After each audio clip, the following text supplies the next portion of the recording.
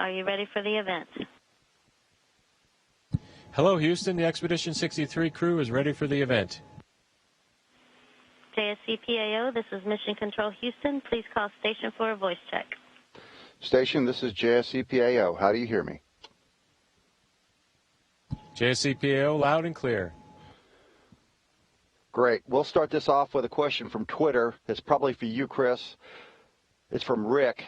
When they opened the hatch, did Dragon have that new car smell? It absolutely did. In fact, there was a little bit of space smell in the vestibule. And then when we got that hatch open, you could tell it was a brand new vehicle with smiley faces on the other side, smiley face on mine, just as if you had bought a new car, the same kind of reaction. Wonderful to see, my friends, and wonderful to see a brand new vehicle. All right, we'll start off with a question from Bill Harwood, CBS.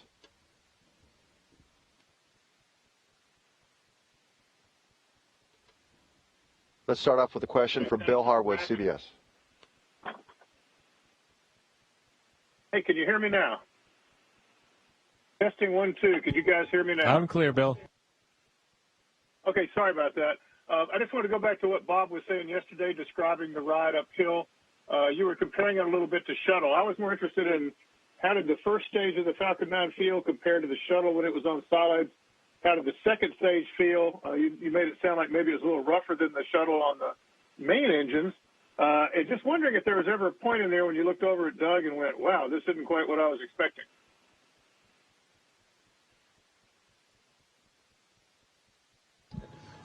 Well, Bill, you took the words right out of our mouth. The summary from yesterday was good, smoother first stage, a little rougher second stage than we saw on shuttle, and that I think both of us were expecting. We did actually comment on it while we were going uphill. I think we tried to verbalize as much of the new experiences we were having just to make sure they were for real between the two of us. We were sensing the same things.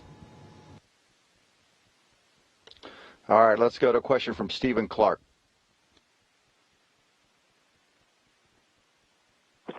Hi, thanks for taking my question. Stephen Clark from Spaceflight Now.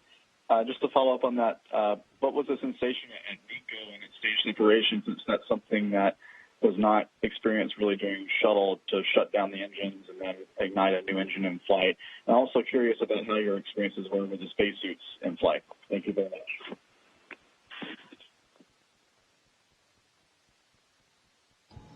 I think the question was about the difference with staging between the space shuttle and the Dragon, since we didn't shut down the main engines on the space shuttle like we went through for first stage and second stage. There was a significant difference between the solid rocket boosters on the shuttle and that second stage, and so I think we all definitely felt that separation and heard the clunk associated with it.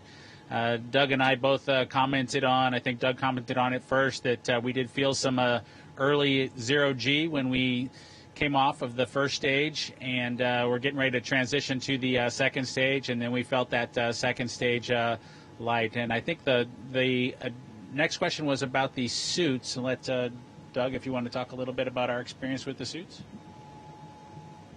Yeah, the suits in general, Bob and I have had a ton of time in those suits. I bet you we've donned and doffed those suits a couple hundred times. So the suits themselves, if you're not familiar with them, they're custom designed and custom fitted, so they're very comfortable. They were actually much easier to get in and out of in zero-G, as we figured out over the course of the 2 days. And we complimented the suit team. Those things worked very well, and everything we expected going uphill. Lauren Gresh, The Verge.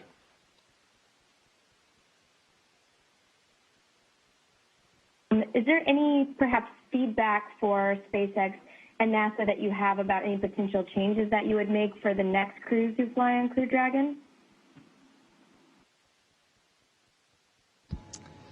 Were there any changes that we would make? I think it was your question. I don't think that there's anything.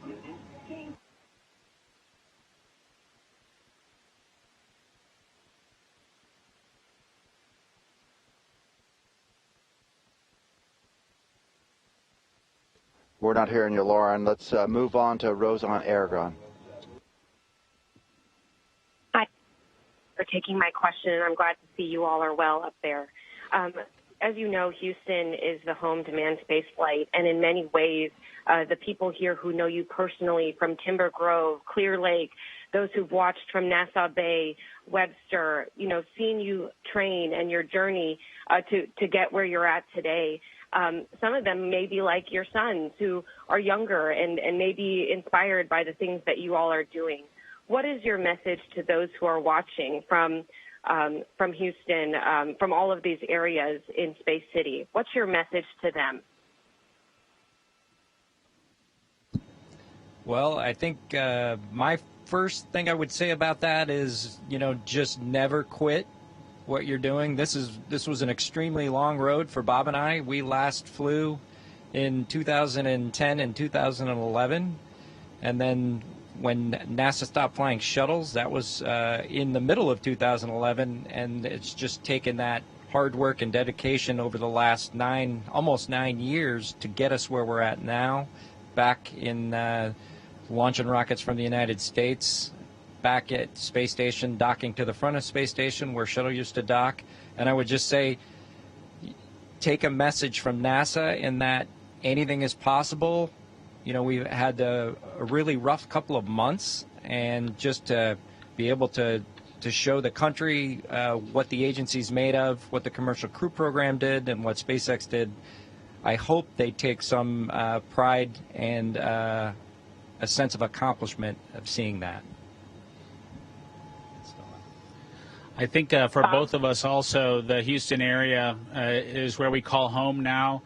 And it certainly is true that the home of Johnson Space Center, the home of human spaceflight, takes seriously that that's our home. That is the home of human spaceflight.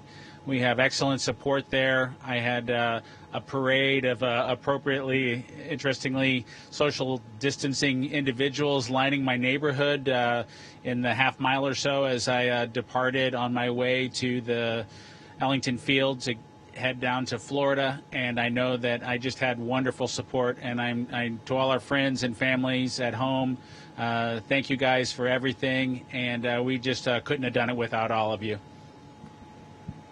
Thank you so much. I know that probably means so much to them. Godspeed.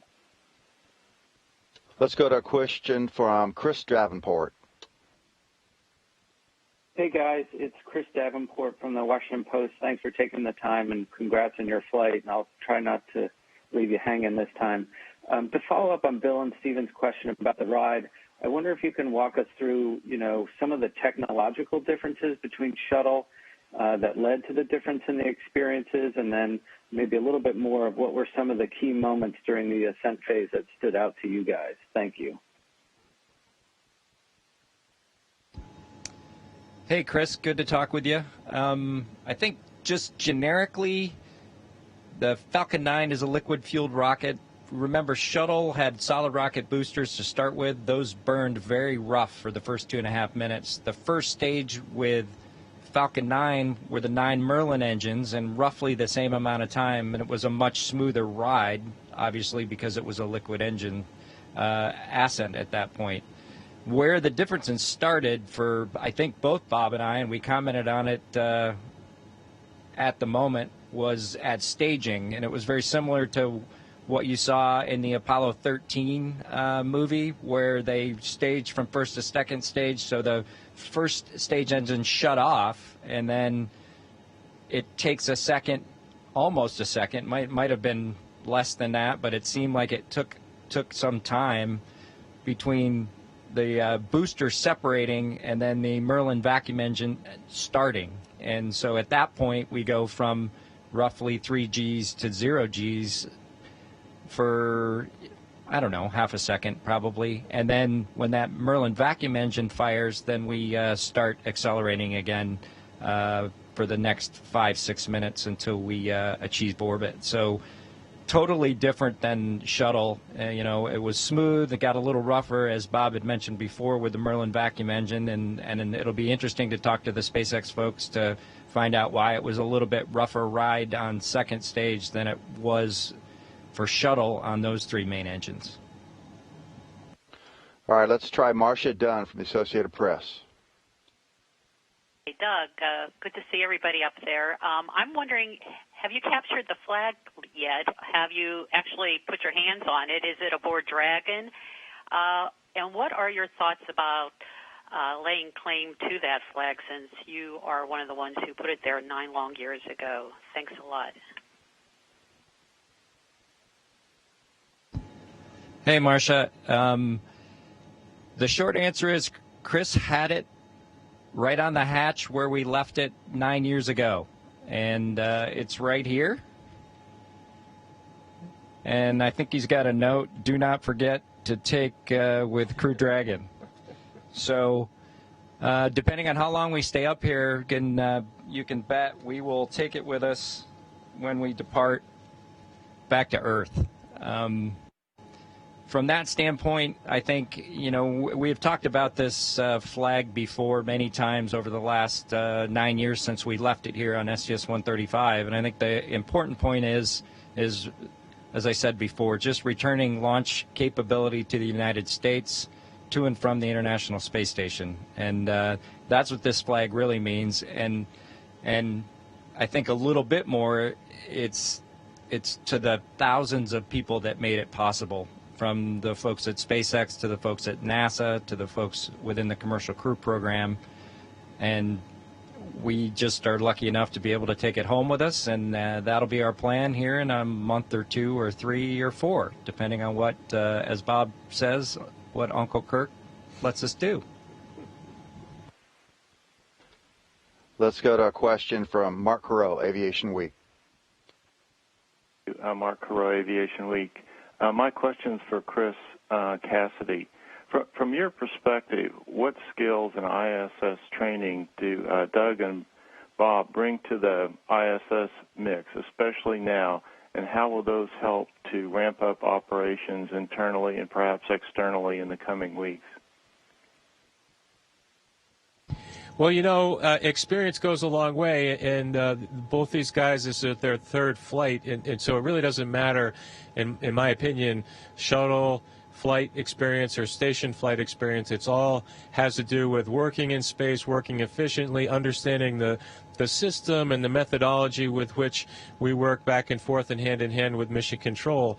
And once you understand that and grasp all those concepts, the work part is, I don't want to say easy, but it just kind of happens together. And we've already seen that. Today is day 1, and they're hitting the ground running, unloading the vehicle, and we've got HTV right at our feet, and we'll be working in there in very short order, probably after we hang up from this conversation.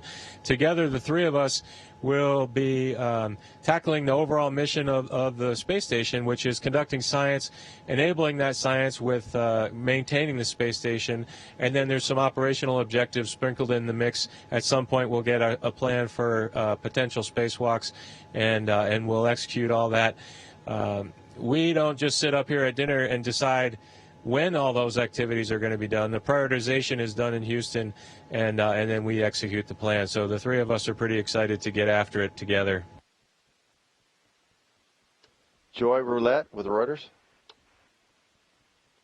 Hey, thanks for doing this. I was wondering, so since you guys made it to the space station, how does it feel, I guess, not knowing how long you guys are going to stay there for? Does it feel weird? And I was also wondering if any time during the trip to the space station, that if you guys noticed anything unexpected that you didn't experience during training or sims. Thanks.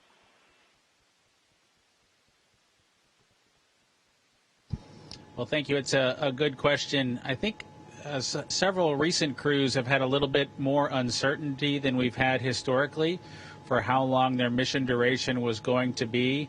But I guess maybe on the percentage scale, Doug and I have maybe the most uncertainty, because it could be relatively short, or we could potentially double or triple maybe what was originally expected for us just a few short months ago. And so it's a little bit strange. I'm trying to explain it to my son, just 6 years old, and from his perspective, he's just excited that we're going to get a dog when I get home, and so he's accepting that uncertainty and continuing to send messages to me while I'm on orbit. As far as unexpected things, while we were headed uphill, I think I said a little bit about this yesterday, but the biggest differences are just the dynamics that's involved, the vibration, the experiences that we felt actually riding a real rocket, going through the fueling operation. That was a new experience for us. As you probably know, the space shuttle was fueled when the astronauts arrived. Doug and I went through the fueling operation on board Dragon, which was different from us. And so going through the hearing the venting and the valve sounds and the little vibrations associated with that operation was a new experience for us. And so that was a little bit different than training, but nothing out of family. The team did a really great job of recording that audio during the Demo 1 mission, during the mission that was a little bit over a year ago that came to Space Station with no people on board, and played that back for us tied to the audio. So we've heard all those sounds pretty much before, and so that was extremely helpful. We have the same tool for coming home, and look forward to seeing how well that matches up with our experience. Robert Perlman. Thank you. Hi, Chris, Doug, and Bob. For Doug and Bob, I wonder, during the ascent or during your overnight period, was there a point where the sense of history sort of seeped in, where you allowed yourself to just consider the history that you were making? What were those specific moments? Thanks.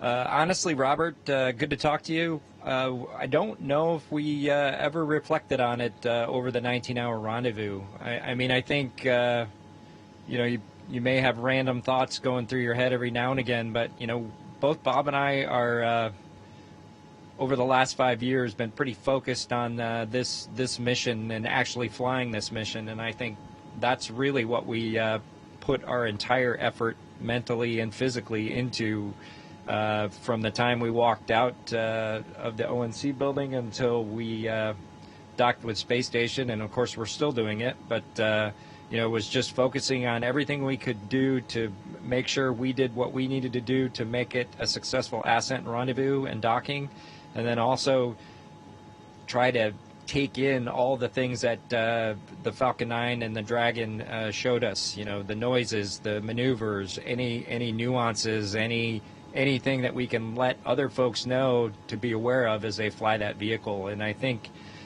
for me anyway, the historical aspect of it is certainly notable, but I think it's something to maybe consider after this mission's complete. We're not even in any way, shape, or form halfway through the mission yet. We've just docked. We still got to do our mission here with Chris, and then undock, depart, and do a re-entry, and then a landing, and then a recovery. So plenty of work to do, and we'll probably think a lot more about that when the time comes. Hanukkah Whitering with Space.com. Hey guys, Hanukkah Whitering here. Thanks for taking my question. This is for Bob and Doug. I'm wondering, what were some of the first things that you wanted to see or do after you arrived at the space station? And has it changed much since you were last there, or does it still kind of feel like a second home to you? Thanks.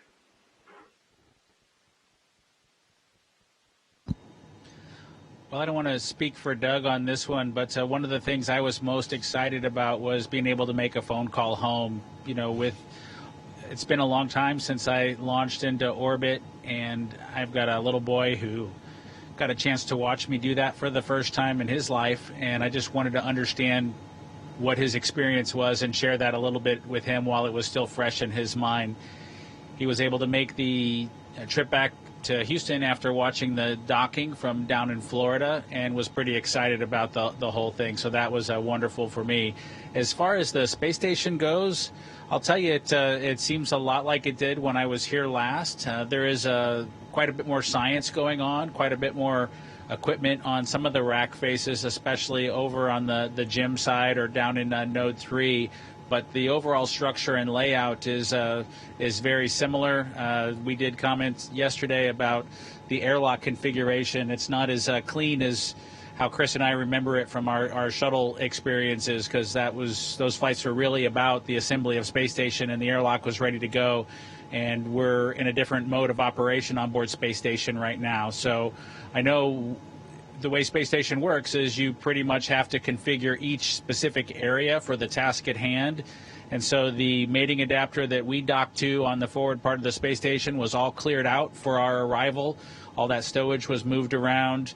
Quite a bit of stowage was probably repositioned for HTV's arrival from Japan, and we'll have to do some reconfiguration in other areas as we continue to conduct operations on board the space station. There's just so much going on that you've got more stuff than you have places to just stow it without, fully being able to conduct the operation.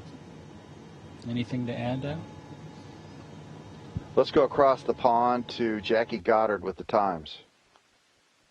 Thank you. I'm Jackie Goddard for the Times of London, and congratulations. This mission feels so much more funky and futuristic, with everything from the capsule's look to the touch screens, the technology, the suits. Does this feel like the Jetsons? Can you describe some of the emotion around it, of the ride uphill?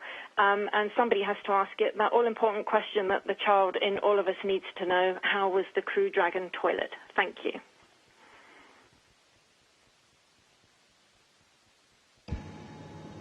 Well, it's good to talk to you. Let me think. From a futuristic standpoint, I think, SpaceX, from the very start of that company, has tried to be very forward-thinking and cutting edge, and it is one of the factors that went into the design of the Crew Dragon and our spacesuits and everything about the vehicle. And, for us as the test pilots, so to speak, we're there to evaluate how it does the mission, and so far it's done just absolutely spectacularly. It's a very clean vehicle. I think most people think it's a really cool-looking vehicle. I know my son thinks so, and it does everything we need it to do for this mission, so we're very happy with that part of it. Let's see, the toilet. I think we had a bet to see when that question was going to be asked about Dragon, and it works very similar to the one we were used to in the space shuttle, and it worked very well. We had no issues with it. All right, next is Peter King. Good morning, Peter King with CBS News Radio, and I know, Bob and Doug, that you were up there to help Chris overcome that short-handed situation, but it also gives the SpaceX people a chance to evaluate the Dragon's long-term performance during its exposure to the elements while you're up there. What are some of the things they're going to be looking for?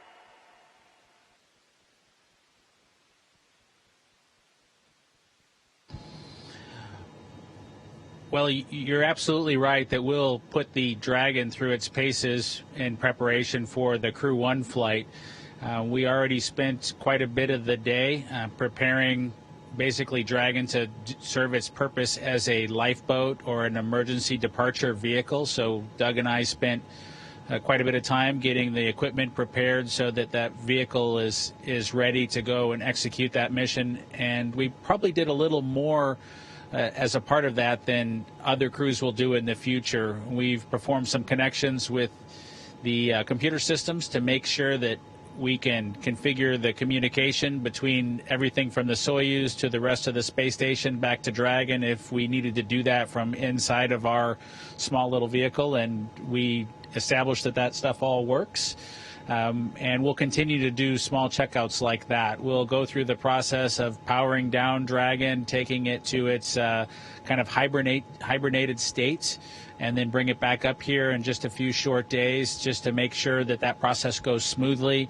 Again, every crew won't need to do that sort of an evaluation, but since it's the first flight, we really are putting her through her paces to make sure that any of the little aspects of the mission that it might be called upon to support, it's ready to do that. And so that's from the hibernated state, that's from a regular departure, or to serve as another environment for us to go and safe haven in should we need to if there was a problem on board space station. And we'll do all those things before we call her operational, and then really pick up with a primary task focused on helping Chris out on the space station side.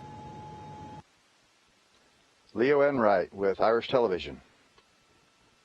Congratulations, Bob and Doug, and as we say in Ireland, slán a bhaile, safe home. I have another question about launch and about something that was different this time. Your final call-out before SECO was Shannon, to which Hawthorne replied, Roger, Shannon. Now, obviously, Shannon is in Ireland, and I rather expect that we're going to be hearing this call-out a lot in the years to come. So a lot of people in Ireland are wondering, what was that all about? Well, hello, Ireland. That's a great question. So the ascent trajectory offers us some opportunities if needed, if we have got a failure with the launch vehicle, to abort. And some of those scenarios involve aborting fairly close to Kennedy Space Center, along the east coast of the United States, all the way up towards Newfoundland, even into Canada.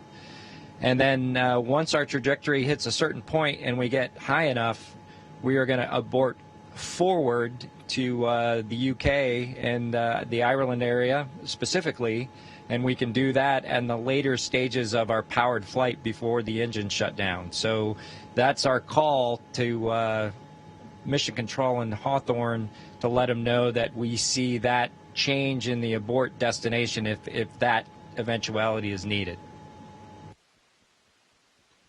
Sophie Sanchez, Chicago Now.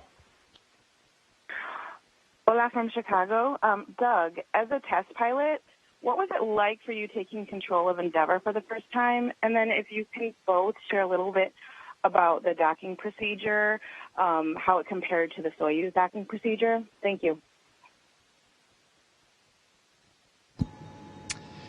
Flying the Dragon was exactly how we expected it to be, and that was one of the reasons we wanted to do the manual flight test twice. So we did it shortly after we got to orbit on our first day, and then when we were on the final portion of the docking axis, we did it again yesterday. And it's all to prove that that capability works for future crews if need be. Most folks are familiar with the fact that Dragon is designed to be totally automated from the time it launches until the time it returns to Earth. But if there's any systems failures or other issues, we would like to know with confidence that if we take over manually, the vehicle will do what we need it to do. Dave Mosier. Thank you so much for taking my call, and congratulations on your flight. It was amazing to watch. Chris, what was the biggest thing you felt or thought as Endeavour approached the ISS? And Bob and Doug, same question for you. What were your biggest thoughts or emotions as you pulled up to this place you haven't been in many years? And I'm also curious. I want to ask the spacesuit question a different way. What's your 5-star review? Well, what would you rate it? What would you say about the spacesuits and if you had to review them online? Thank you. I'll take the first part of that question from the space station side of things. What was going through my mind while they were, there's sort of several phases. One was during launch, and that was quite exciting for the three of us on board. We flew directly over the Kennedy Space Center 2 minutes before launch, got some nice pictures of the launch pad. We were out over the ocean at the time of engine ignition, so we couldn't quite see. Plus, we were in the day, and KSC was in the day, so we didn't see the actual launch. But that was very, very exciting, and the three of us were just cheering, just much like you were, I'm sure.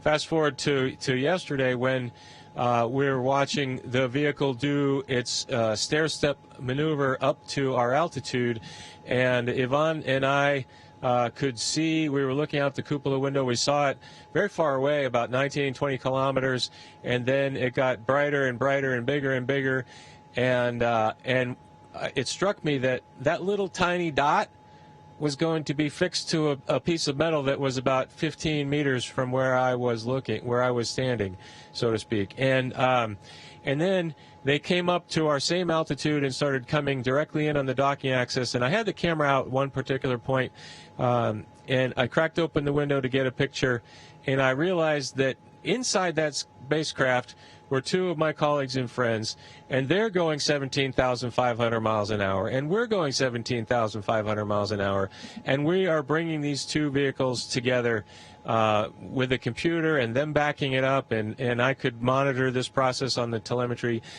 And so from a technical nature, I was pretty amazed at the whole thing, just realizing what was happening. But then you fold into that the historic aspect of the whole day, and what it means to America, what it means to our nation's space program, what it means to international cooperation and commercial cooperation.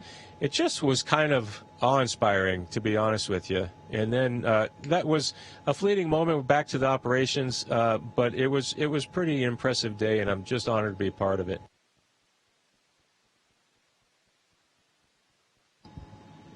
As far as the docking was concerned, Dragon flew pretty similar to Shuttle. It had very similar characteristics. The automation would have did make the same corrections that I think either Bob or I would have as we were coming in. And the thing that really stood out to both of us, and we mentioned it as soon as we docked, is we didn't feel the docking. It was just so smooth, and then we were docked, which in Shuttle you felt a little bit of a jolt, nothing real heavy, but you felt it. And we asked the guys on board station the same question, and they said we didn't feel it either, which is typical, more typical. But anyway, that really, really surprised me. So that either just the velocities or the strength of the docking mechanism really absorbed any inertia as we came into dock, and it was pretty neat that we couldn't feel anything at all on board Endeavour.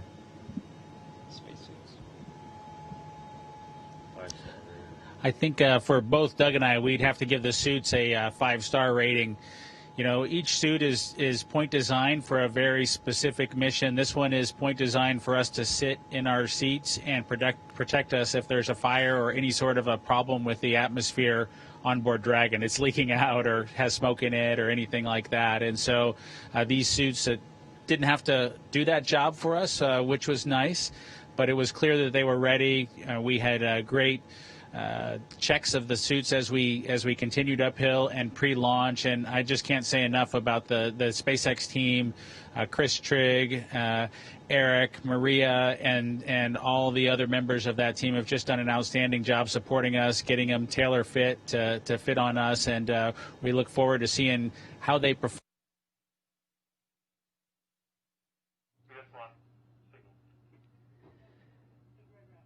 Station, this is Houston ACR. That concludes our event as we count down to 20 continuous years of humans living and working on the International Space Station.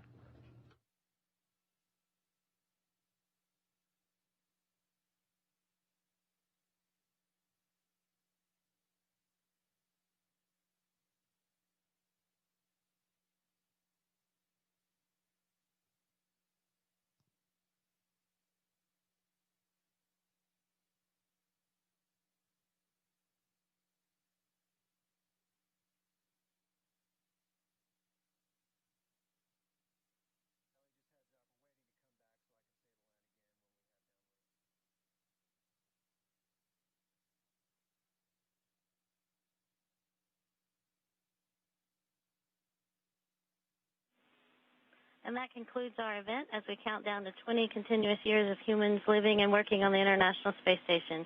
Thank you to all participants from JSC, PAO, and the media. Station, we are now resuming operational audio communications.